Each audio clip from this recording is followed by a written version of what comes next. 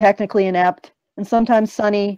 And angry! Angry! Very, very angry. Very, very radioactively angry. A radioactive meme land. We are the survivors of the alt-right the few, the brave, the bitchy. Once more, wading into battle against the froggy hordes with Rant Zerker number 89.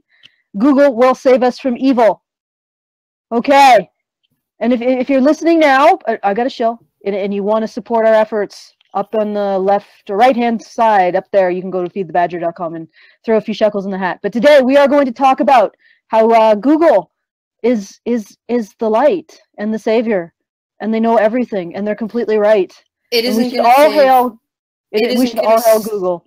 It isn't going to save anybody from me today. I'll just tell you that right now. Well, I know you're the spawn of Satan, but Google is practically descended from the angels. They have everything right. Unlike the first time in history, ever, the first time in history, a group of people have gotten everything right. They don't have to question, they don't have to entertain any other point of view at all, because they got it all right. And unlike every other time in human history that a group of people figured they got it all right, Google actually has it all right. That is why isn't their motto literally "Don't be evil"? I mean, yeah, exactly. Right there in the words. So how could they possibly be evil? That is why they must all be pushed into a vortex. What? Who? Us? Us? Google. I thought you meant you all were of them. No, they're right. They're absolutely right.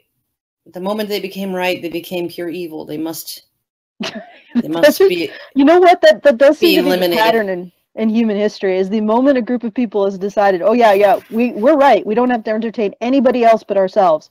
Anybody else's thinking process is about ours, because we are pure and unadulterated right. That it's usually a sign that everything has gone wrong. Yes. Everything. Allison, you're kind of extra muffled. I don't know if you're on the right microphone or whatever. No, I think I am. Let me double check. Can you still hear me? Oh yes. Yes, they must be eliminated. Google must be eliminated. Discord just randomly opened up the other mic. All right. Except for the approximately 75% of their employees who, in an informal poll, found that they agreed with at least some of the things that this memo said. 75% of their employees. 75%. There was an informal poll. It was it's an anonymous poll that it was up online on a survey or something like that, and it only reveals who you work for, right? So you're using a social media profile or something like that, but the only thing it doesn't reveal your name. It just reveals who you work for.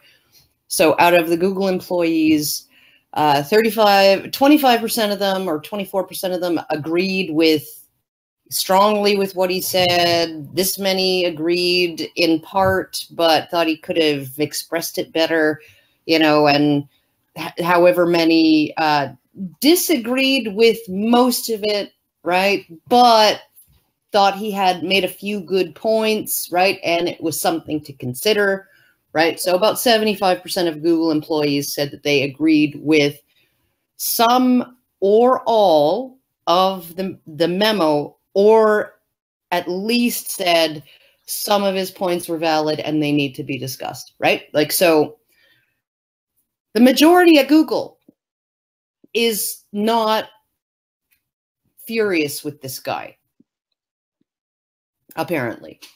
Furious enough to get rid of him and silence him. Well, that's too bad, because they work for people who are. That's right.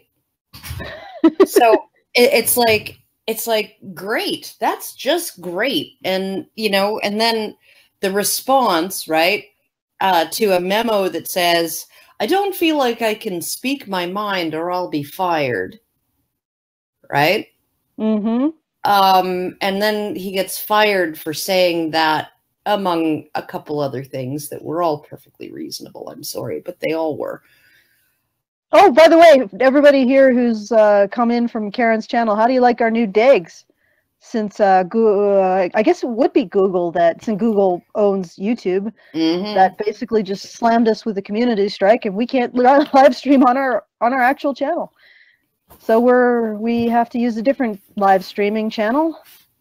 And they figured that eventually, because it was just a temporary fix to get me to host the streams on my channel initially, but the Honey Badger Radio figured that eventually my fans would get annoyed, because a lot of my fans like my stuff that I upload, but don't particularly like the format or whatever of the Rant Zerkers or, you know, Honey Badger Radio or whatever. A lot of them don't want to listen to a 2-hour live stream, and that's perfectly reasonable. Yeah, of unscripted material. Bullshit. Yeah. Bullshit. So Bullshit. total bullshit. Don't Total use bullshit. the fucking accent, or I'm walking away from this stream, Allison. Oh, I didn't use it that much. Okay, let's just begin reading this Memo Maleficarum, this horrific hate speech. Brian, Yes. you want to cue it up? This will be known. Already in done. A few, All 200 years from now, this will be known as the piece of paper that got nailed to the door of a church. Or this guy will be burnt at the stake. Okay, so let's begin. Google's ideological echo chamber. How biased clouds are thinking about diversity and inclusion. Oh, and I love that it has a table of contents proving that this guy is definitely an engineer. Each subcomponent is listed in the table of contents, and it's given a page number. For such a short document, that actually a lot of the subcomponents are. Even TLDR got a page. That's probably why he got fired. Oh yeah, oh TLDR he snuck himself into this.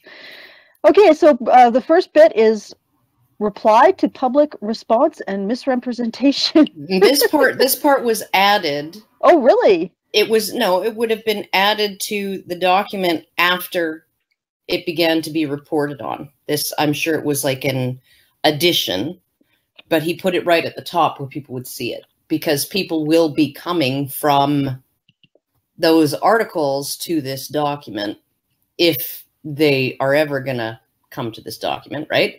They're going to be coming from those articles. So, and they'll already have a preconceived notion about it. And so right at the top, right at the very beginning, this is where it needs to be, a reply to the public response and misrepresentation of what I said, essentially. All right. Do you wanna read this, or shall I? Because I actually need to finish up a little bit of work. So Okay. Okay, I'll do it. Okay, all right. She raised her hand, even though she's full of hatred right now. She's full of. It's like spewing out of her like some sort of demonic.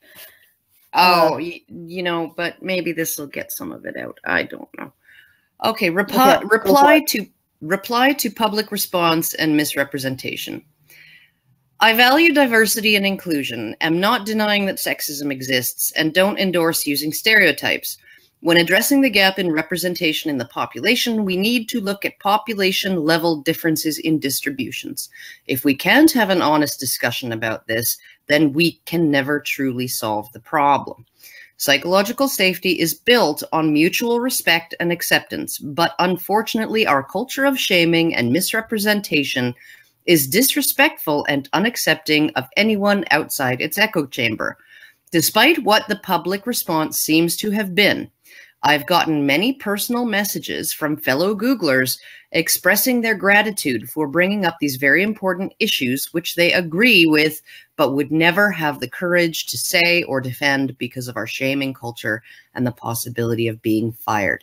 This needs to change. Absolutely. Any comments? And then he gets fired. Yeah. And then he gets fired. Of course he did. I was like, right? I was actually chuckling. I have a question, though. He says, if we can't have an honest discussion about this, then we can never truly solve the problem. My question is this really a problem? Well, okay, he's acknowledging, because he said right at the start, he is not denying that sexism doesn't exist, that sexism exists, right? So, and I assume he's not denying that racism exists, right?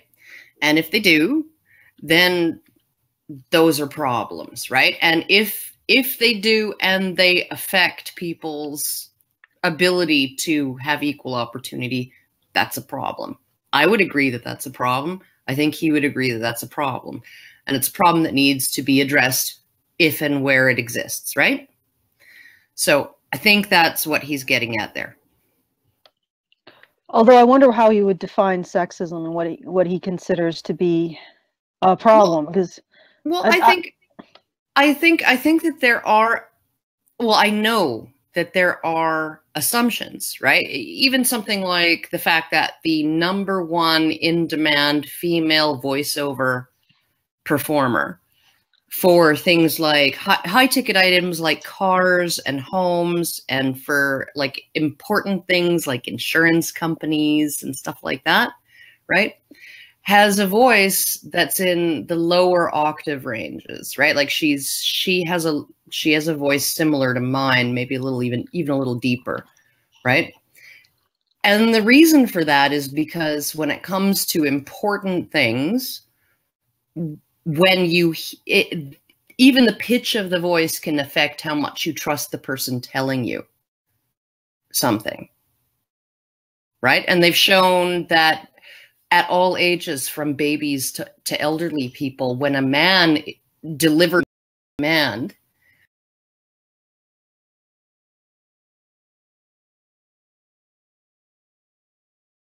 into that instruction more quickly, right? They don't question it. They don't think, oh, well, should I, right? And think about how seriously you take, some woman who's highly neotenous, okay, so she looks like a child, and has a very high-pitched voice. Are you necessarily going to consider her just by looking at her as an authority on something? Well, maybe not, and the problem is that she looks very young. She's highlighting maybe with makeup and her presentation of herself in order to be sexually attractive. She's highlighting the fact that she's young. Maybe she's made herself look younger than she is, right? And because of that, people won't have any kind of assumption that she's wise or has authority to speak on particular topics, right? So I can understand that sexism can negatively impact women, right? It can make it harder for them to achieve in some areas. I absolutely am totally fine with that assumption. And assuming that, yes, to some degree, that will be the case in some contexts, right? In some areas, right? But those assumptions are often dual-pronged, or they're two-sided or whatever, right? Because, if we don't take women as seriously when they're trying to sell you insurance, right? Homeowners insurance or life insurance, well, we don't take them as seriously as men when they're coming at you with a knife either. Or when they're a defendant on trial for doing something criminal. Okay. I'm just struggling with my microphone right now because it's picking me up when it shouldn't be. I'm going to have to restart. So just continue to monologue, Karen. And, I'm going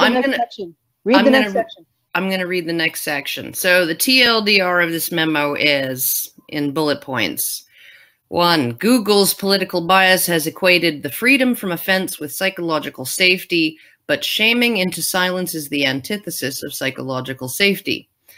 2, this silencing has created an ideological echo chamber where some ideas are too sacred to be honestly discussed.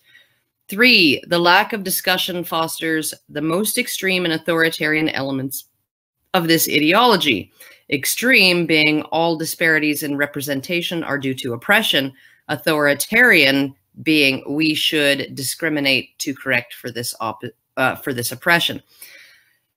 4, differences in distributions of traits between men and women may in part explain why we don't have 50% representation of women in tech and leadership. And 5, discrimination to reach equal representation is unfair, divisive, and bad for business. I don't see an issue with this so far. No, in fact, I'm already seeing the work of Jordan Peterson here, of Jonathan Haidt, of you know, massive cross-cultural studies of 55 different countries with a sample size of hundreds of thousands. I'm seeing all kinds of work that I'm incredibly familiar with because I've been studying it and looking at it for the last 8 years, right? So none of this, number one, none of this seems unbelievable to me because I've read the research already that backs up all of these. And number two, this dude is definitely a Jordan Peterson fan, especially considering he actually went on Jordan Peterson's channel and did an interview. So he's pulling on the work of some seriously brilliant people. Jonathan Haidt, yep. Jordan Peterson. Because the first point, that's straight from Jonathan Haidt, right? And the other ones are, you know, right from Peterson. So anyhow, I'm already predisposed to like this guy at this point. So, you know, at this point in the memo, especially since he words everything very politely. What the fuck is wrong with you, Brian? I was sharing the link with some people. Get those paws off the freaking keyboard. Okay. Yeah. All those nails clacking. Contain your toenails. Jesus fuck. Okay. Background. People generally have good intentions, but we all have biases which are invisible to us. Thankfully, open and honest discussion with those who disagree can highlight our blind spots and help us grow, which is why I wrote this document. Google has several biases, and honest discussion about these biases is being silenced by the dominant ideology. What follows is by no means the complete story, but it's a perspective that desperately needs to be told at Google. Again, very polite. Google's biases. At Google, we talk so much about unconscious bias as it applies to race and gender, but we rarely discuss our moral biases. This is where Jonathan Haidt comes in. Political orientation is actually a result of deep moral preferences and thus biases. Considering that the overwhelming majority of the social sciences, media, and Google lean left, we should critically examine these prejudices. Left biases would be compassion for the weak, disparities are due to injustices, humans are inherently cooperative. Right biases would be respect for the strong or for authority, disparities are natural and just, and humans are inherently competitive. And of course, both of those, all of those left biases and right biases, they're all necessary and applicable to humanity. I'm sorry, but they are. Change, on the left, change is good. Being open and being an idealist. On the right, change is dangerous. Being closed and being pragmatic. Mm-hmm. And all of those are necessary, too, to have a functioning society. It's like the strangest thing. Neither side is 100% correct, and both viewpoints are necessary for a functioning society. Or, in this case, company. A company too far to the right may be slow to react, overly hierarchical, and untrusting of others. In contrast, a company too far to the left will constantly be changing, deprecating much love services. Oh my fucking god! Oh, deprecating much love. Yes, Google listened. Oh wait, you fired him. You're not listening to this man. Yeah. Over-diversify its interests, ignoring or being ashamed of its core business, and overly trust its employees and competitors. Only facts and reason can shed light on these biases, but when it comes to diversity and inclusion, Google's left bias has created a politically correct monoculture that maintains its hold by shaming dissenters into silence. Or by firing them. This silence removes any checks against encroaching extremist and authoritarian policies. For the rest of this document, I will concentrate on the extreme stance that all differences in outcome are due to differential treatment and the authoritarian element, pardon me, that's required to actually discriminate and create equal representation. Okay. Does somebody want to take over the reading so I can mute myself and sneeze? I can do that. Comment? Or whatever. Yeah, or we could comment. But I mean, again, I don't have a problem with anything this guy is saying. and the fact that they fired him for being so incredibly careful, clearly measured, and extremely like cautious about how he approaches this, and he is ousted balanced. As it's like, yeah, I mean, he really thought this through. He really did not want to get fired for this. He didn't, and the thing is, I could tell that he thought that this was a possible outcome, and when it turned out to be the case, Google proves his point. Yeah, no, he you can tell it's not even so much that he wrote it this way because he didn't want to be fired. He wrote it this way because he was making a case, and he was carefully making a case, and he wants that case to be considered. And so you can't just write an actual screed. This has been described as a screed, but it's definitely not. It's a thesis. But you can't write a polemic and expect people who disagree with you to give it the time of day. Okay, I have a comment. This isn't conservative. He's not writing from a conservative position. Not at all. He's actually quite left himself. He's just more. He's a bit more like reasonable, I guess, than what we would normally consider. You know, like your typical SJW. He's not like that. But I think that he is coming from this perspective of, wait a minute, you know, we really want diversity. Like, that's why I said, is this really a problem? Because I was asking the question in a way of, does this guy think that just because fewer women are going into STEM, it's a problem that needs to be fixed? Or does he think that it's simply the natural outcome of people given the freedom to choose what they want to do with their lives in terms of their careers? And if he doesn't view that as a problem, then, you know, then it's probably another problem, like what Karen said. Whereas, you know, if there are real instances of racism and sexism and homophobia and so on, then we do consider those to be a problem, but we have to be able to find real examples. And in order to do that, we have to be honest about what is real discrimination versus what could be perceived as real discrimination, but in fact isn't. That way you can actually fix real problems. Well, what I think too is I think, and I'll just sort of I'll put it this way, right? When you constantly are talking about how tech is sexist against women, right? Then and you are, through your actions, essentially demonstrating that tech is sexist against women, right? That it's a culture that is toxic to women. They're not welcome, right? They're going to have a hard time. Everything's going to be difficult. And part of what you're doing is having all of these programs to ameliorate that core problem of women not being welcome, not feeling welcome, women having a hard time, women being discriminated against, right? Mm-hmm. So you are not only saying that your company has a problem with sexism against women, but that your company has such a problem with sexism against women that it needs all of these programs to ameliorate that problem. Right. Right?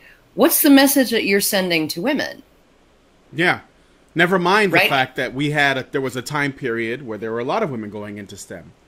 Well, I mean, because you have to realize, too, that at that time there may have been fewer people in STEM. STEM might have been, a brand new thing. Well, it wasn't a brand new thing, but there may have been fewer people in it in general, right? Mm-hmm. And there were fewer people getting educated to the point where they could go into it. And now that we have so many more people being educated at the post-secondary level and having the choice to go into STEM, it's no longer... STEM is no longer just for people who are scientifically inclined, and that's it. Right. Right. And that's their only talent, and everywhere else they're impaired and they're impossible to live with, and they don't get along with others, and the whole bit, right? Yeah. And so essentially, science may have been populated by the 10% of people who were autists back then. But now we need more people in science. There's more jobs in science, and so it's expanding beyond the autists. And female non-autistic people with the high math ability to achieve in science, that's required to achieve in science, they're more than twice as likely as men to also have high verbal ability. Yeah. And when they looked at both men and women and their choices, they found that for both men and women, if you had both strong math and strong verbal ability, you don't go into STEM. You choose something else. Why is that? Maybe because you find STEM boring. Maybe because everybody finds STEM boring, right? So maybe it's not a problem that women lack options. It's a problem that women have too many options because they have this extra set of skills and abilities that men are less likely to have. Also, did we have things like gender studies and like, you know, interpretive dance theory and shit like that back then? No. Well, I think that not to the same degree. College was more sort of focused, right? Like it was basically meant to put you in a specific kind of career. And it wasn't, the expectation before was that a high school education was more than enough for most people to get into the middle class. So college was like if you wanted to carry on and do something bigger. But now that college is basically is as expected as high school. Yeah, in the 80s, it was about in the 80s, 70s and 80s that college, and this really fucking pissed me off when I was watching Fresh Prince of Bel-Air one day, and, you know, Uncle Phil tells Will, you know, you don't go to college to find a job. You go to college to find yourself. And that was something that did not exist. That was a mindset that really did not exist in the culture up until, you know, until maybe the 1970s or the 80s, right? That was when college it started to be looked at as some kind of way of improving the self without necessarily, you know, or improving the sum of one's knowledge without necessarily having a career in mind or having it needing to have any kind of economic return on investment, right?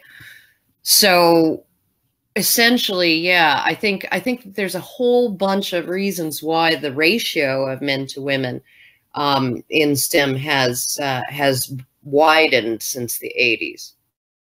So here you go. Shall I continue the reading? Or if you want to. Okay, possible non-biased causes of the gender gap in tech. At Google, we're regularly told that implicit or unconscious and explicit biases are holding women back in tech and leadership. Of course, men and women experience bias, tech, and the workplace differently, and we should be cognizant of this. But it's far from the whole story.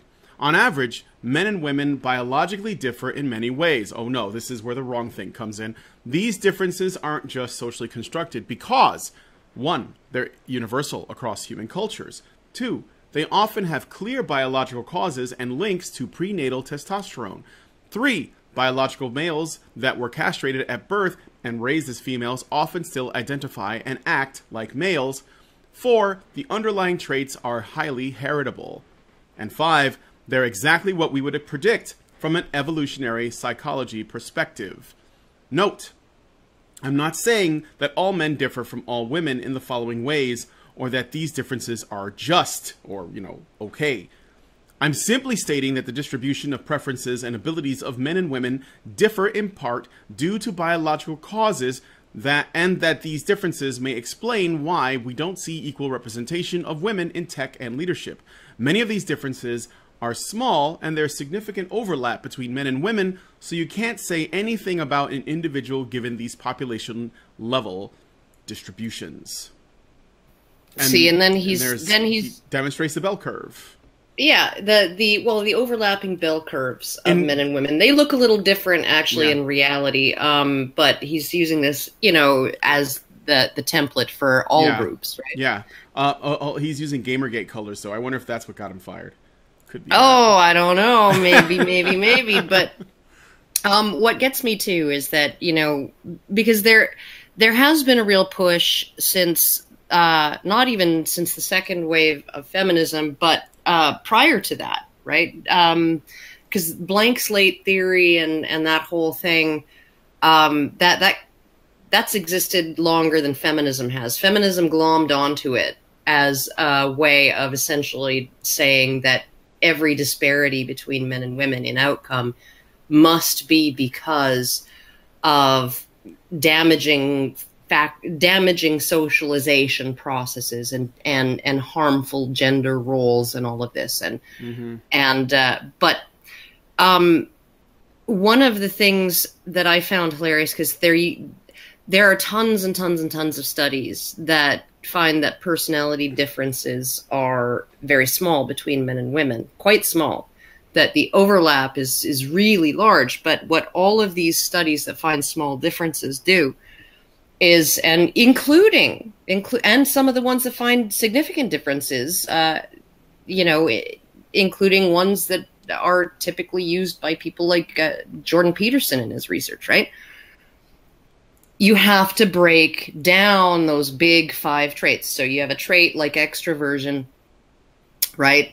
And you do a study and you find that men and women are equally extroverted. Well, but how are they extroverted? Because extroversion comes in a whole bunch of different flavors: affiliation, warmth, gregariousness, trustingness, dominance, assertiveness, adventurousness, right?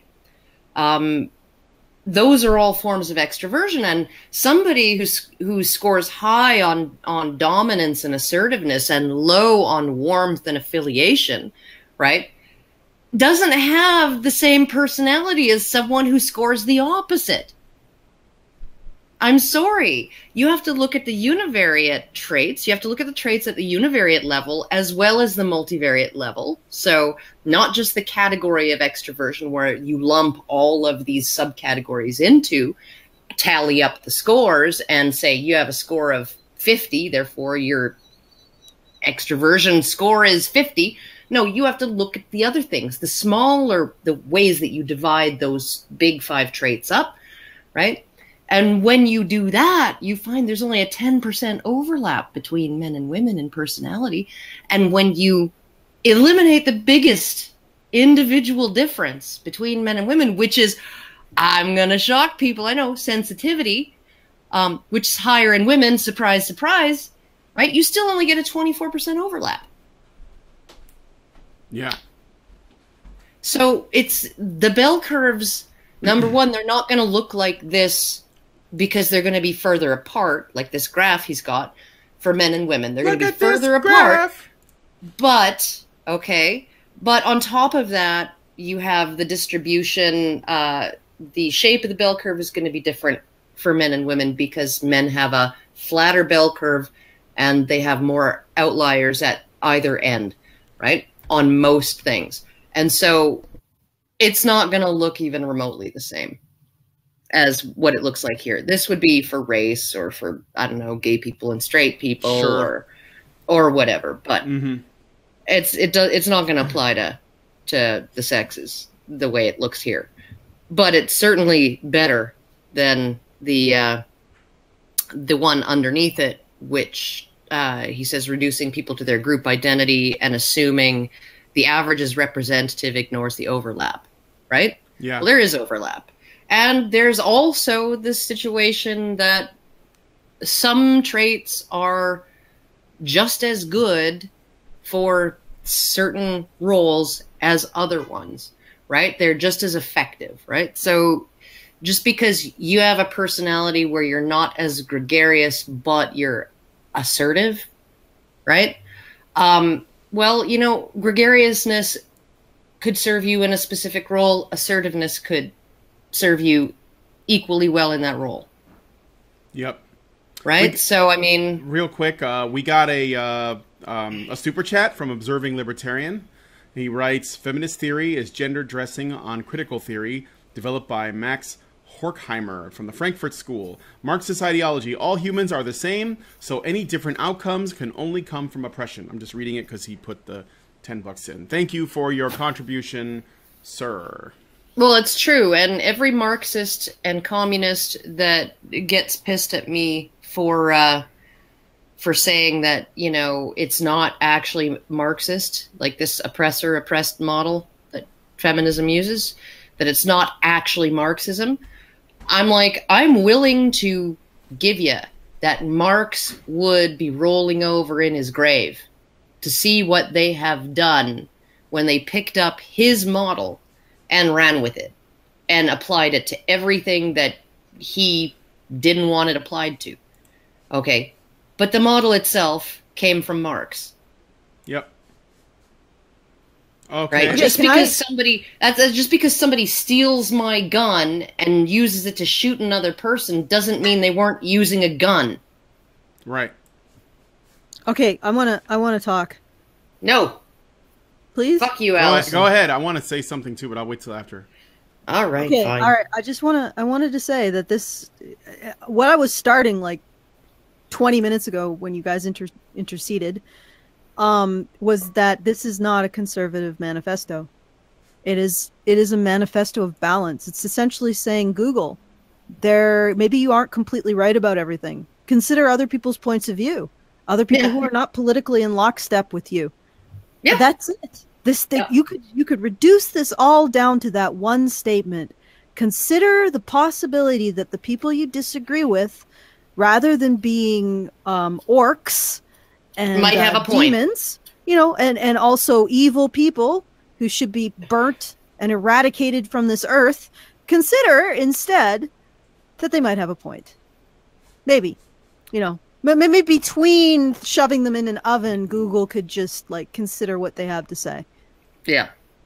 Oh no. Got to shove them in the oven. Like, where do they think that this is? Like, where does this extreme left think they're going to go with this?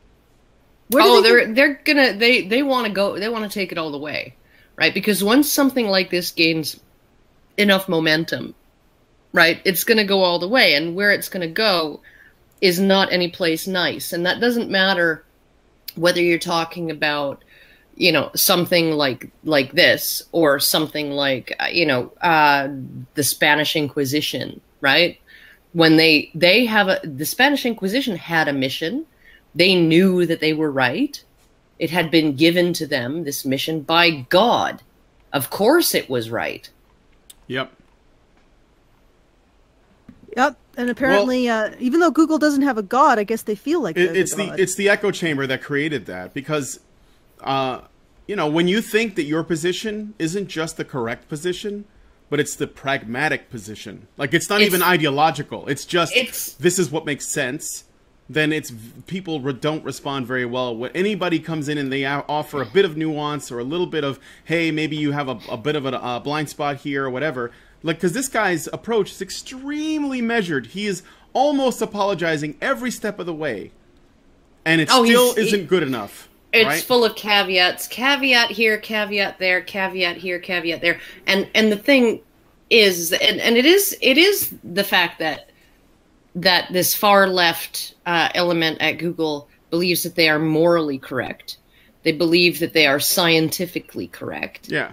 Even though they're not. This is a common sense thing, and if you go against it, they believe that they are doing good by following this plan, and that not following it is doing evil. Mm-hmm. Right? Oh God! And they never stop and say, "Hey, this black and white thinking never takes us anywhere good." Nope. Never. Because they're using it the right way. They're not Jordan Peterson. They haven't spent 40 years studying Nazism and what led to that. Yeah. Because I just want to put out here, okay? This black and white thinking doesn't go anywhere good. And I'm actually constantly challenging myself to try to not say... Sometimes I think people are driven by unconscious, instinctive, or biased behavior. But not to look at them and say, oh, they're deliberately trying to make the world a worse place. You know, and it's hard when I see this shit. Yeah. But I'm pretty sure that Google thinks it's doing the right thing, and that's part of the problem. It thinks it's doing the right thing too much. I've had this happen with people I've known for decades. This has happened to me with friends that are very old. That's one of the things I'm actually running into right now. I'm in an internet argument about this very article. This whole story that, one of my friends who I've known for a long time, despite how carefully worded this is, how obviously fucked up it should be that a man can express an idea that is extremely moderate in an attempt to try to understand what's going on. Not just moderate, but backed by evidence. Yeah, and backed by evidence, and he gets fired for it. And I mean, he got fired quicker than Tay did. You know, the AI that was Gas the Kikes, yeah, that was now. yeah, that one. He got fired quicker than she did, and I shared it, and I thought, who could possibly disagree with this as at least being fucked up, because there is essentially this what the best outcome could possibly be from this experience would be that maybe Google should have people of opposing or other views in their company so that they might be able to see the evidence is being presented on that side. I'm not saying you have to adopt it, but maybe the people who are like not as far left as you guys have something to offer that you might actually, use to broaden your knowledge of what you think you're doing so that maybe you won't fall into this black and white thinking. And I thought this is totally reasonable, and I shared it. And, I have friends who I've known for years and years that are like, it was a shitty thing for him to say. You got to turn on your empathy filter. He makes sexist points in a matter-of-fact way, saying things like women on average are prone to anxiety and look for more work-life balance. Like, this is obviously just heretical shit that's being put out there, even though it happens in the real world. This is a real thing that actually influences women's choices. And actually, the funny thing is, the guy who authored this thing, he doesn't even make the case that there's something wrong with women for doing that. He actually makes the opposite, where he says, I wonder why men aren't doing that. Why they aren't prioritizing lifestyle and all that. And it's obviously, we know that it's got to do with them wanting more status, but he's actually trying to like observe it from that angle. And this guy, or these friends that I've known for a long time, they think that I'm changing. Like, that the fact that I would even entertain this idea is like, God. Oh my God, what's happened to you? I can't believe that you've shifted your, Dark Brian emerges. Yeah, you've changed your political affiliations so much. And I'm like, really? And of course they're going to the women shaming too. He's like, I noticed that there are no women in these threads talking, and it's like. And then Brian's wife. Oh yeah, no, Lindsay did. She showed up and she was like, did you just assume my gender? But and that's the thing. That's the thing, because their argument is essentially the Ben Affleck argument. It's gross. It's sexist. So you can't say it. By the way, it doesn't matter if it has any fucking objective truth value to it. It doesn't matter if it is scientifically accurate. It doesn't matter if it is 100% how things work, right? Mm-hmm. You're not allowed to say it because that destroys our utopian vision of what men and women are and should be. Look at this comment. Here's another example. Yeah, well, you could also say the Germans had a different opinion about how to improve humanity in the 30s. Not that I'm calling him a Nazi, just saying that when you support your opinion with such disdain for another group, which I guess in this case is women, you have to accept the consequences. I'd love to see his new company thrive on that model. Yeah, he considers it disdain when you basically say, this is what women are doing. Like, this is what women should be doing. This is what women are doing. Well, and here's why. And it actually makes sense that they would do things this way, right? And, I'm not putting any kind of value judgment on it. And, this is really, this is the thing, okay? Because if someone says this group of people, right, X group of people are no better than chimpanzees, right?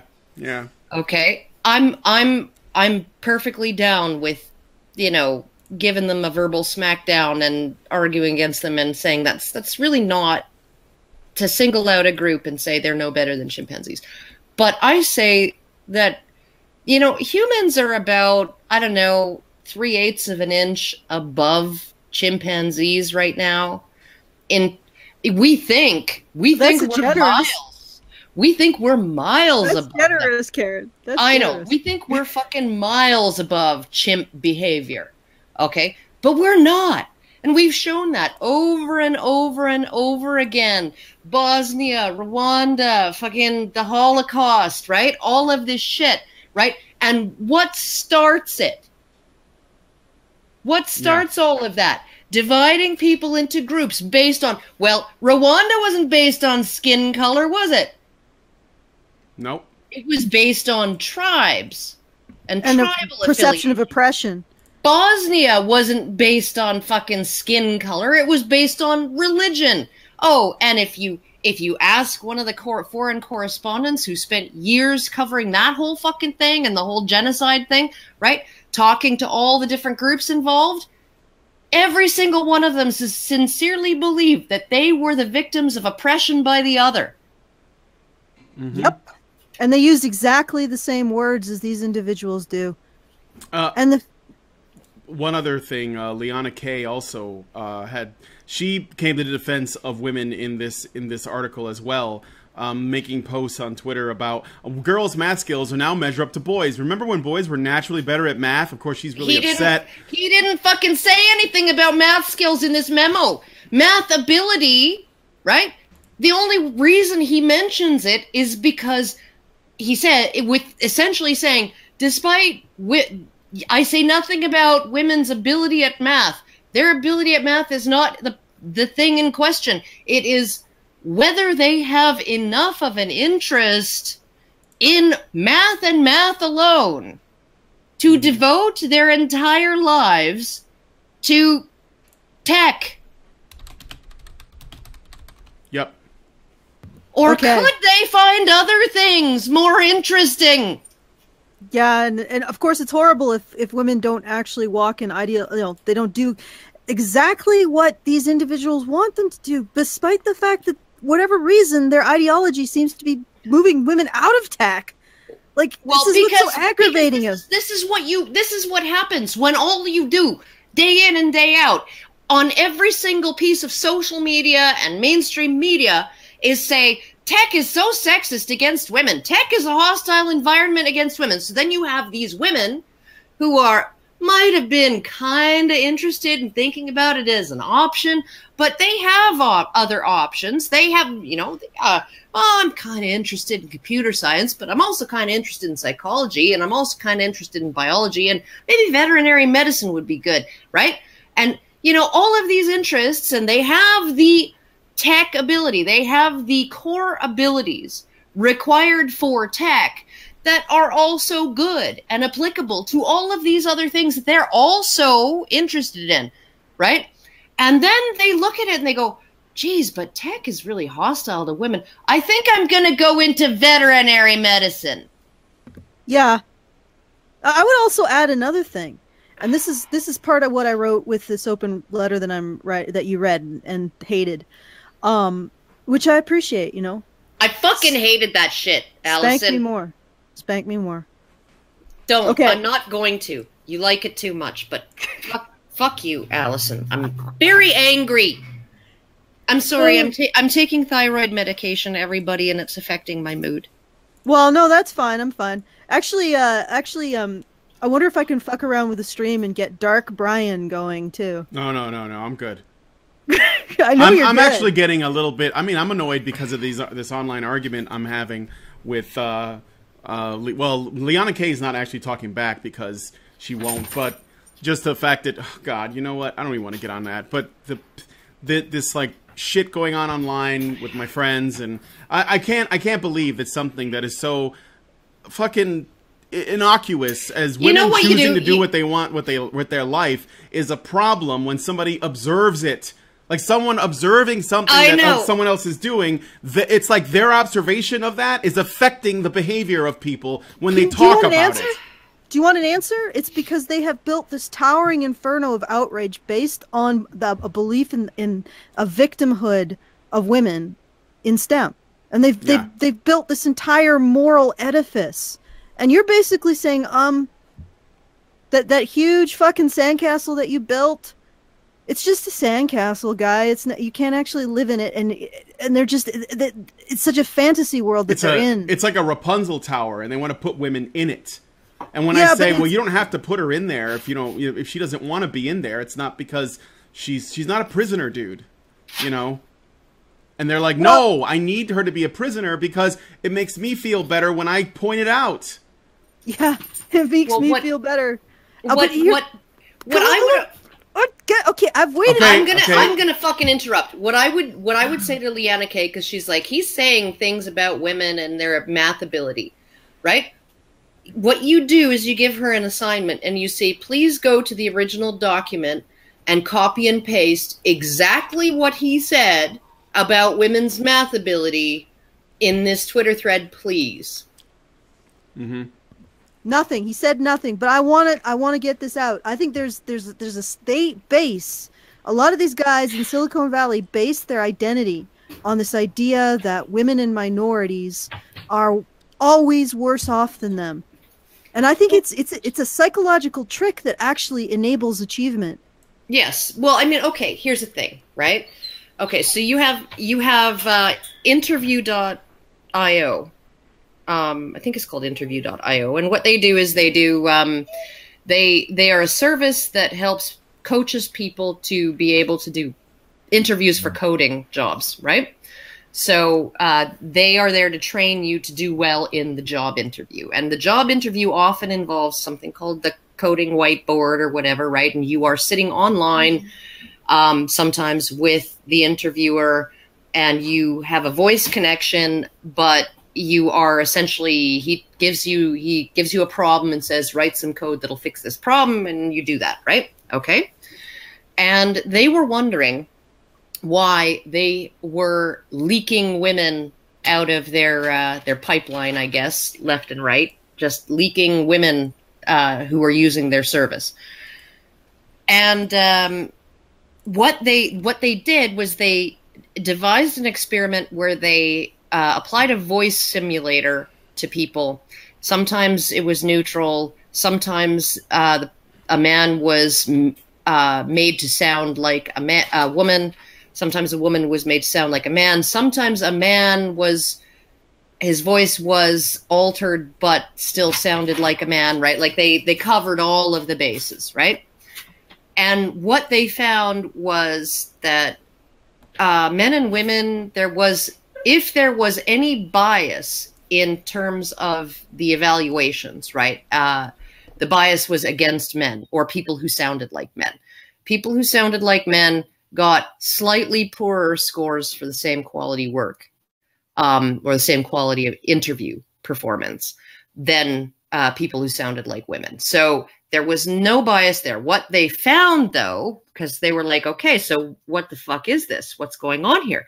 What they found is that after one or two unfavorable evaluations, the rate of essentially dropping out of the program, of the process, was almost an order of magnitude higher for women than for men.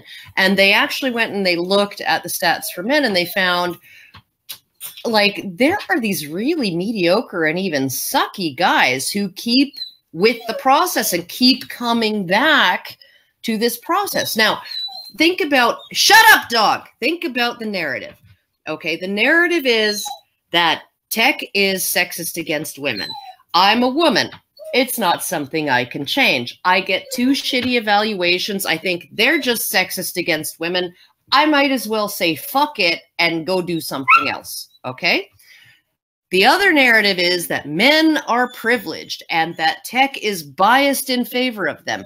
And so even if I suck, I'll keep at it with the belief that the bias will eventually come through for me, even though I suck. Yep. And you can think about it in terms of producing something new. Anything new always has pushback. Always. People don't like new shit.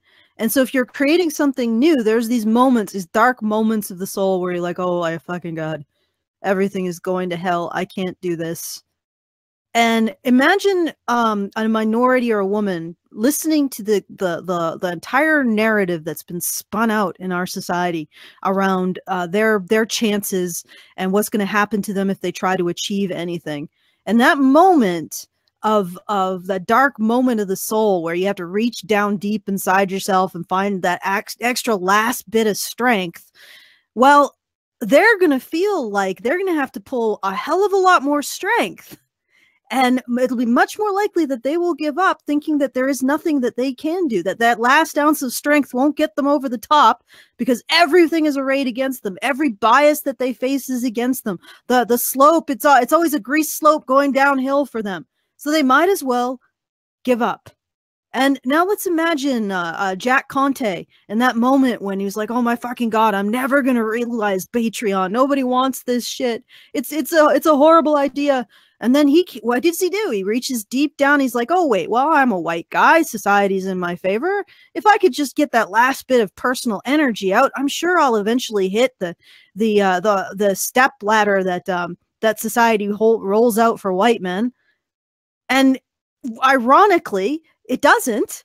But every time he hits that spot, that dark moment of the soul, he just pulls out another ounce of energy, and thinking that it's all the amount that he has to climb is much smaller than it actually is. Whereas women, I'll just keep at it. I'll just keep out because I don't have that far to climb. I'm a white man. I'll keep at it. I'll just keep at it. Whereas what do women say? Oh my fucking God, I don't have to climb another foot. I have to climb an entire mile-long cliff. This bullshit is what's stopping women in STEM. And it's what's stopping them from whatever achievement they naturally would have, which looks like, if you look at the numbers from the 1980s before they started promoting this bullshit, might have been around 37%. So about 40%. So we've lost about 20% of women engineers to this bullshit narrative.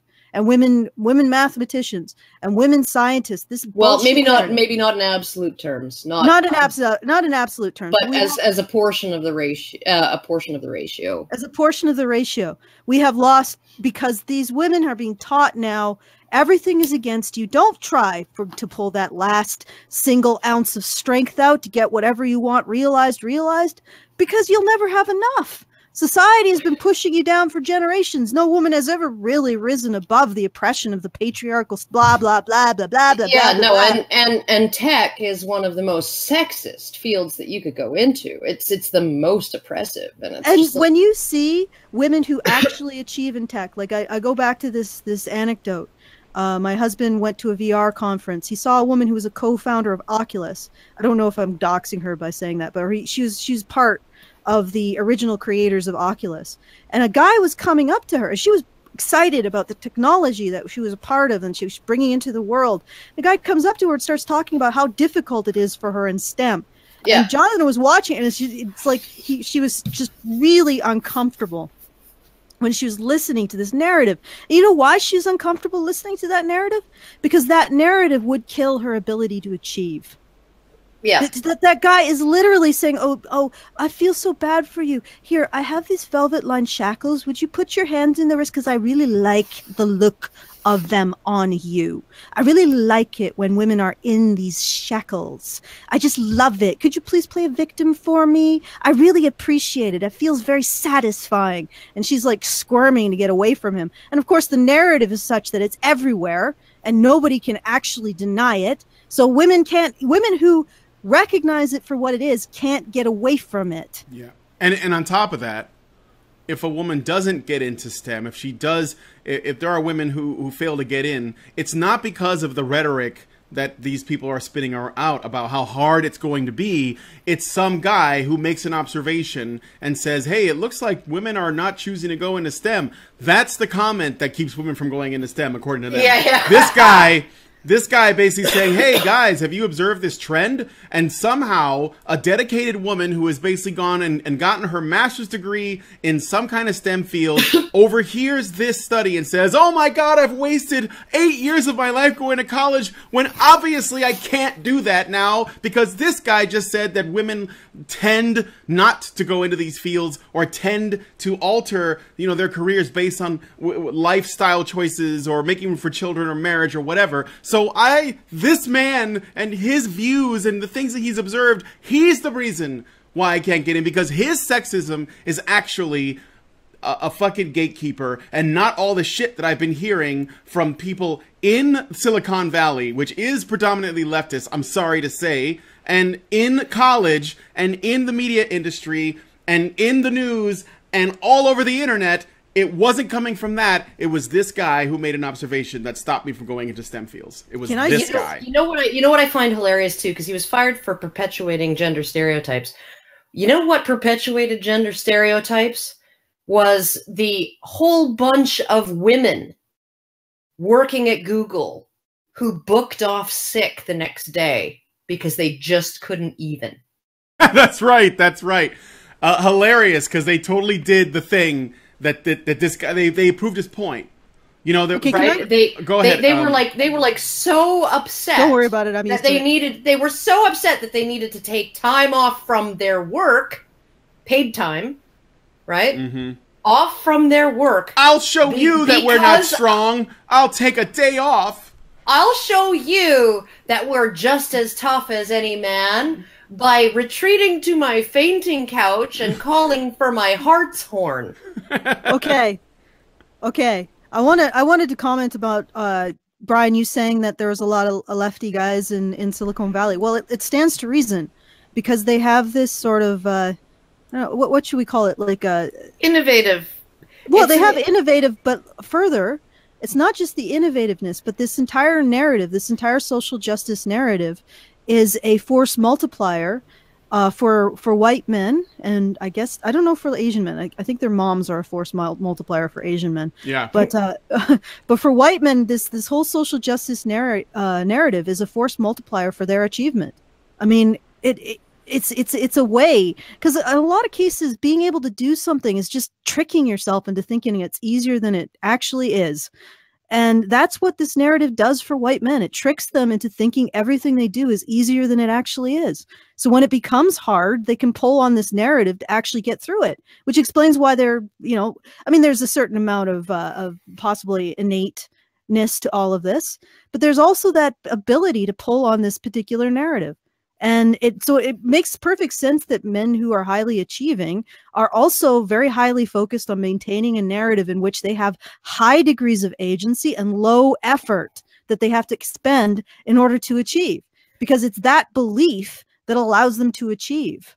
Yeah, well, and what I found interesting was that in the Gizmodo, the initial Gizmodo article on this whole debacle, some woman commented that she knows a lot more incompetent men in the industry than she knows incompetent women, and therefore it is a matter of women having to leap a higher bar. No, not necessarily. It's probably a function of male persistence, right? And a function of women giving up, when they suffer a setback. And so if you're looking at, solutions that are actually going to work, you need to calm this fucking narrative down, right? Because the reason why those women are giving up after they suffer one or two setbacks is because they think it's an insurmountable problem that can't be changed because they cannot change their gender. Right? It is personal action. It's all about what they are, right? And their gender, and they can't change that, so they might as well give up. And with guys, again, you wouldn't have incompetent men in these positions if men were not predisposed by the narrative to just keep persisting. I'm just going to apply and apply and apply and apply and apply and apply and apply until I finally fucking get something. I'm not going to give up, because eventually the bias in my favor will come through and someone will give me a job just because I'm a man. And then they think because of the results of that, there's a bias in men's favor. No, there's no bias in men's favor. There's just this fucked up narrative that there's a bias in their favor. There's a bias against them. Mm-hmm. They achieve despite nobody wanting a fucking man. Nobody wants them. There's a formalized institutional ink and paper policy bias against men, coupled with an informal social bias against men. Yeah, I said, I told my daughter when, she's like, I don't know what I want to do in, for post-secondary. I'm like, anything tech, you'll be able to write your own fucking paycheck and you'll have a job before you even graduate. No shit. And the thing is that there's this social bias for women, and there is and because there's a social bias, even though we excuse it with bullshit, we create an actual physical legal bias for women. There is nowhere that people, there's no place on earth where someone's thinking to themselves, I have a space, I've got some extra resources, or I got a job, I'd rather give it to a man. Well, maybe there's a few places. There are a few places, you know why? Because men there are still places in the world where women see their credentials as part of their trousseau. Yeah, okay, all right, fair enough. And they never actually intend to go to work. Okay, what I'm trying to get at okay, let's say you had a man and a woman with equal skill set. There's nobody on earth, okay, maybe in some countries, the Middle East. In the Middle East, maybe, that would say, yeah, I'd rather be with a man. The women are far preferred everywhere. I mean, even in the Middle East, they don't say you're going to get 52 Bachu Bazi dancing boys in heaven. No. No. They say you're going to get 50 women or 72 women. 72 women. Yeah, no, but it's with Iran came under fire a couple of years ago because they closed all kinds of university programs to women. They essentially said, yeah, you can't, if you're a woman, you can't take these, right? And some of them were engineering and things like that, right? So mostly science and tech, right? Programs in university, they barred women from taking those. And it was because less than 2% of women who got those degrees actually went on to work in the field of choice, in their field of choice. They and part of the reason for that is not necessarily that employers are discriminating against women. It's that women don't have to work.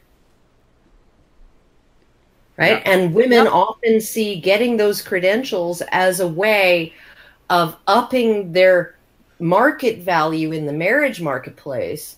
So if I have an engineering degree, the man I marry, the man who wants to marry me, had better have something better than that.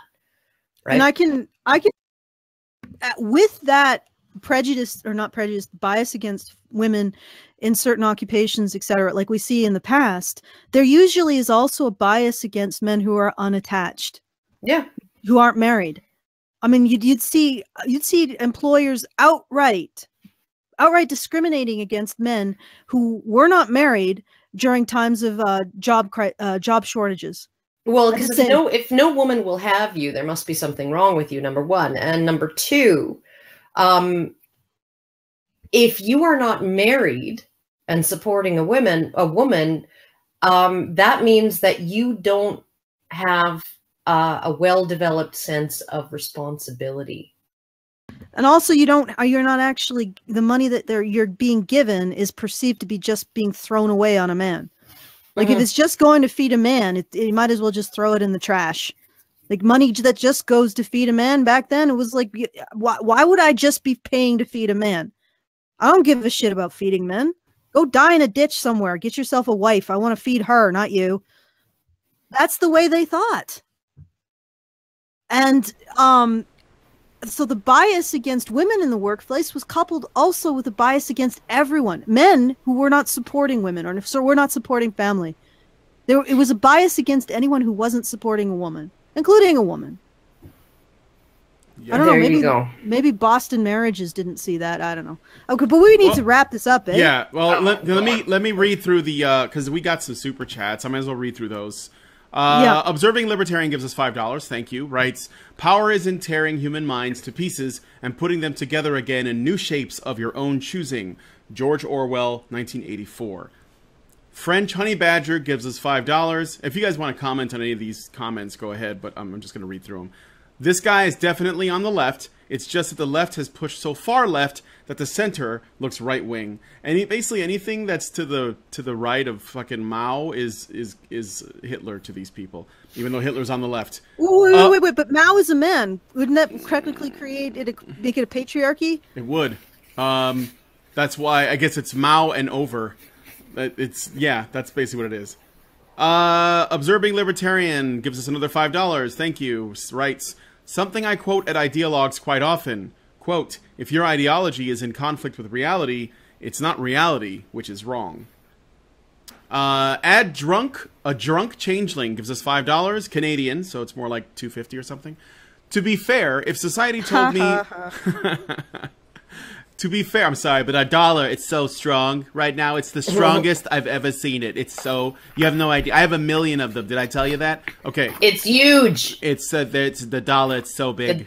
I'm going to throw one, just huge. One. I'm going to throw one at North Korea for what they did to Guam. All right, so $5 Canadian. To be fair, if society told me I could take a paid day off because my feelings were hurt, I'd take it in a heartbeat. You're right. I would too. If you, essentially... If you subsidize bad behavior, you're going to get more bad behavior. So, of course. And then one more by Observing Libertarian, another $5. Thank you. If you convince people that they don't have to work hard, they will get lazy. If you convince people that they have to work hard just to break even, they will excel. All right. And that is the end of the Super Chats. And we're gonna adjourn to the after show to finish this up. Sweet. Any more groaning? Nope. Okay, let's do that. Okay, we'll do that. So, I guess did we like hit the thing that we meant to in this? I mean, that we. I don't give a shit. I'm done. I don't think we got even remotely far in this document. I think we got to page 3 or 4. But we're at page 4, almost the end of page 4. But what I'm saying is that, like, okay, so there's probably a lot in here, but I think the important thing, considering what we typically talk about on here, is looking at what his claim is about women's choices versus men's choices, and whether or not this is a product of discrimination, which people on the left that is basically the thing they work under. Feminists, SJWs, anything that does not come out in absolute equity on the other end, i.e. if it's not equality of outcome, then the only reason for this must be discrimination, because all humans, all genders, all people are exactly the same, and therefore they're just blank slates, and you just got to make them fit the whole, and they will succeed. But because it didn't turn out this way, and this guy observed it as a trend when people are given the freedom to choose what they want to do, this is considered unacceptable. So, I know. It's like people are free to choose what makes them happy, and that is how we know society is unjust. Yeah. Go away. And the one thing I want to take from this is this. Google, you can't possibly be right about everything. It's possible that you could be fallible. And if you really think that you're infallible and you got it all figured out, that's when the shit starts to hit the fan. What I found hilarious is, that Danielle, who's their vice president of diversity and a bunch of other shit that sounds like it's from freaking 1984. Yeah.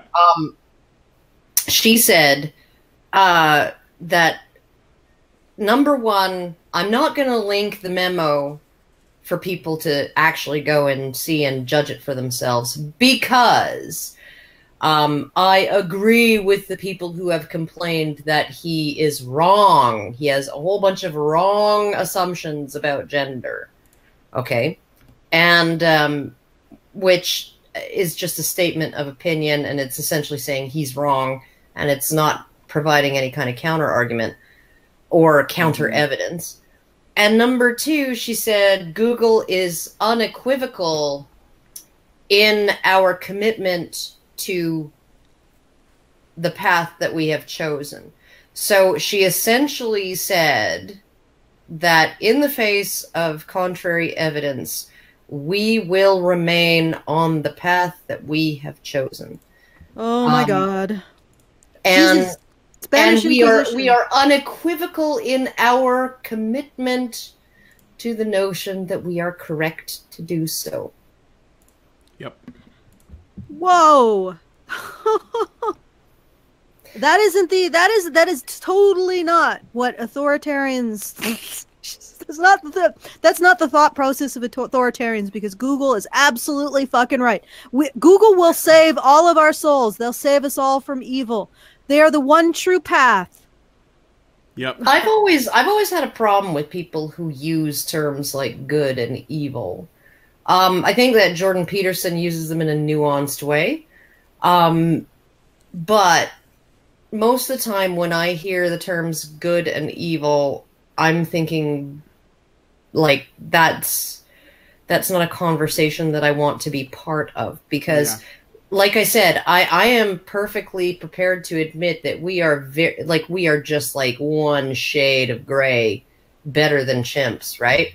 Above chimps in what we're capable of and how we the moral reasoning and the level of our behavior and all of this stuff, right? That doesn't mean that I hate people. It doesn't mean that I think people are evil. People are what they are, right? If me saying something like what Jordan Peterson says, which is, you know, part of my job as a psychology professor was convincing the students in my class that if they were adults in 1930s Germany, they would not have been, you know, freedom fighters and, you know, and the resistance. No, they would have been fucking Nazis. Yep. Right? And getting them to understand why and how that would be the case, right? Now, does that mean I think everybody's a fucking Nazi? No. Does that mean that I think everybody's evil? No. What it means is that I'm trying to take a realistic snapshot of what humans are, right? And say, you know, we have the capacity for a lot of frickin' things that we maybe don't realize. And you need to realize that you are capable of acts that you would consider evil. And you are also capable of performing those acts and then back rationalizing some good reason that allows you to justify it. Okay, do you know what Nazis and the people involved in the Rwandan genocide and the people... They all thought they were victims. They all thought they were victims. And they all, like, even white people who own slaves, and some of the black people who own slaves, because that happened too, they all thought they were victims. Yep. And they all thought they were right. In fact, thinking that you are right beyond... Righteous. Thinking that you are righteous precipitates the worst atrocities of human history. So I don't know what kind of atrocity that Google is going to end up doing. Who knows? I'm sure it's going to be a fun ride. Maybe it'll just purge all of the nerdy, skinny guys with big noses. Yeah. Agree with this nerdy, maybe big nose. All the Kylo Rens of Silicon Valley. Maybe it'll put like a six-sided die, a yellow six-sided die on their coats. Yeah. You know? And they'll have to wear that. Couldn't it be a D20? I think it should be a D20. It'll be one of those. It'll be one of those six-sided Rubik's cubes with 16 squares on each side. Yeah, but it has to have 6 sides, and it has to be yellow, and it has to indicate that they need to live. Well, the Rubik's Cube has 6 faces. Nerd ghetto. Mm-hmm. A big nose, skinny nerd ghetto. There you go. That way we can keep tabs. Okay, so yes, are we getting out now? One last super chat. I know. I'm gonna press it. I was just waiting for a gap. One more super chat. A drunk changeling gives us $6.66 Canadian and says, "Am I at 10 cents US yet?" Hey, the Canadian dollar has gotten stronger. Canadian dollar isn't that bad. But as long as you're not spending that $6.66 on your Islamic gay pride socks or taking lessons on how to fall down the stairs in order to entertain your company, we will gladly take it off your hands, fellow Canadian. Well, I'm not a fellow Canadian. I'm just a... Okay, well, you're married. You live in our... Yes. All right. Yesterday, the Canadian dollar crested just above 70 cents American. All right, I don't want to... I can sense some fucking argument brewing, so... Let's get out of here, then. Yeah, www.feedthebadger if you want to give one time. We also have a link to Patreon if you want to become a Patreon and join us in the after show. Make Google